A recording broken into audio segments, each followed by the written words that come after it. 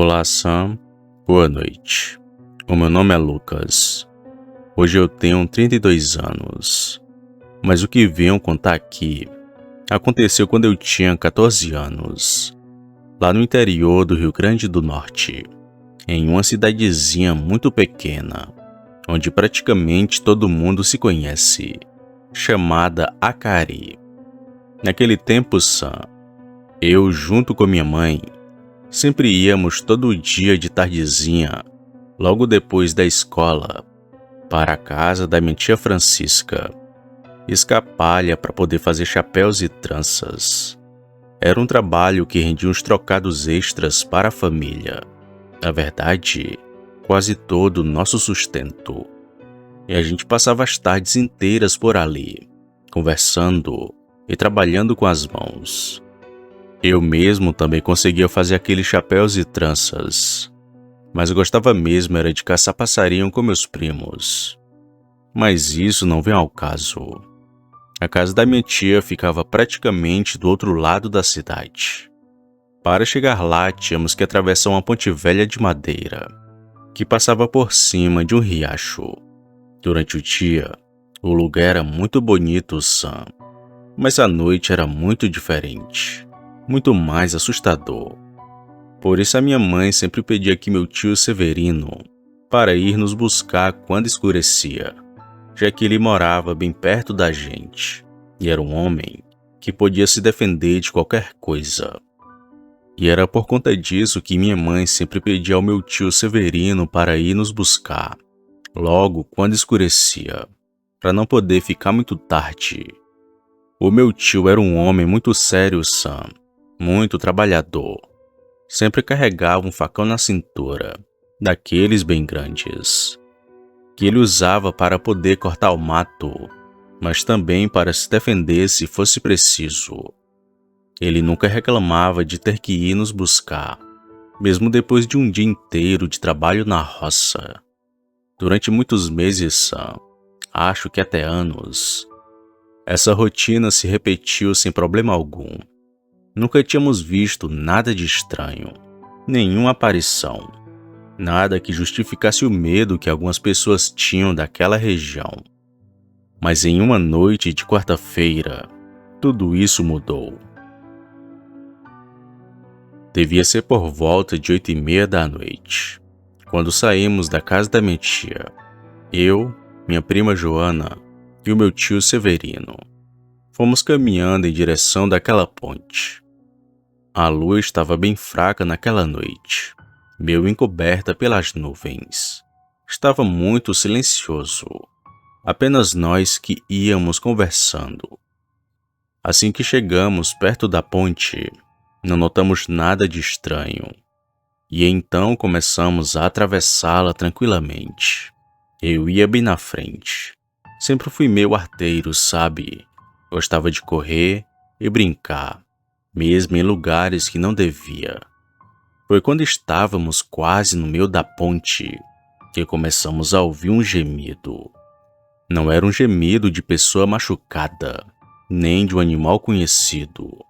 Era algo diferente, grave, prolongado, que fazia os pelos da nuca se arrepiarem.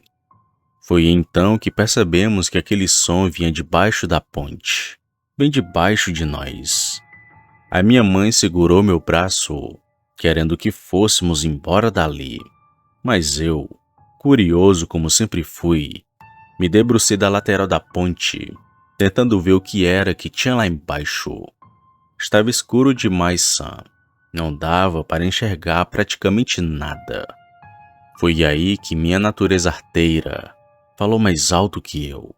Eu peguei uma pedra no chão e joguei lá embaixo, só para ver se conseguia provocar alguma reação. E eu consegui, Sam. Aquele gemido lá embaixo parou quase que na mesma hora. Um silêncio mortal tomou conta do lugar. Até os grilos se calaram. Foi então que ouvimos um barulho estranho. Era como se água estivesse correndo sobre a água e logo depois subindo pela ponte. Até que de repente, uma sombra apareceu do outro lado da ponte. Era uma criatura que eu nunca tinha visto na vida, nem mesmo em pesadelos. Estava de pé, meio curvada. Devia ser muito alta, Sam, muito mais alta que meu tio. Não dava para ver direito, mas tinha uma sombra ali. Era coberta de pelos escuros e tinha olhos bem estranhos. Até pareciam brilhar na escuridão.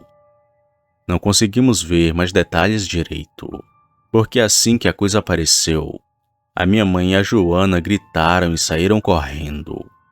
Eu fiquei paralisado por alguns segundos, encarando aquela criatura, já que estava frente a frente com aquilo. Aquilo abaixou a cabeça, como se estivesse me estudando. Então soltou um som que não era rosnado e nem um gemido. Era tipo a mistura dos dois. Algo bem assustador.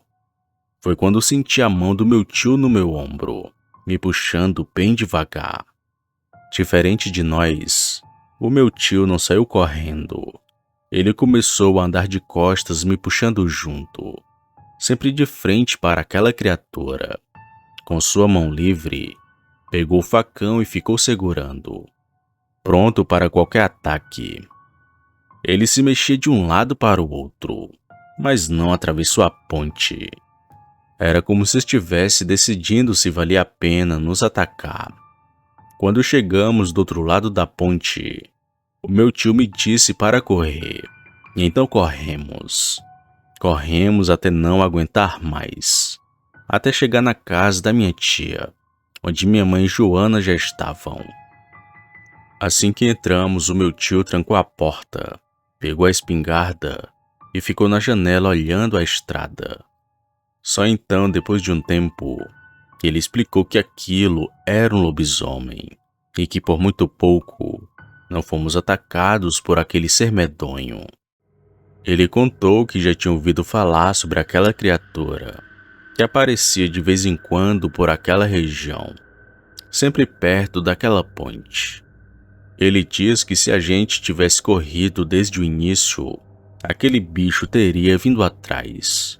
Mas como ele ficou na frente, mostrando que não tinha medo, o lobisomem respeitou e deixou a gente passar. Segundo ele, lobisomem era assim. Se você corre, ele vem atrás. Mas se você o enfrenta, ele pensa duas vezes. Depois daquela noite sã, nunca mais voltamos para a casa da minha tia depois do escurecer. E sempre que alguém pergunta por que paramos com o trabalho de palha, eu conto essa mesma história. Até hoje, mais de 15 anos depois, quando passo por aquela ponte durante o dia, ainda sinto um certo calafrio, me lembrando daquela criatura nos observando do outro lado. Às vezes, quando a lua cheia sobe no céu, eu fico com medo, pois sei que aquela criatura ainda está por aí, esperando pela sua próxima vítima. Boa noite.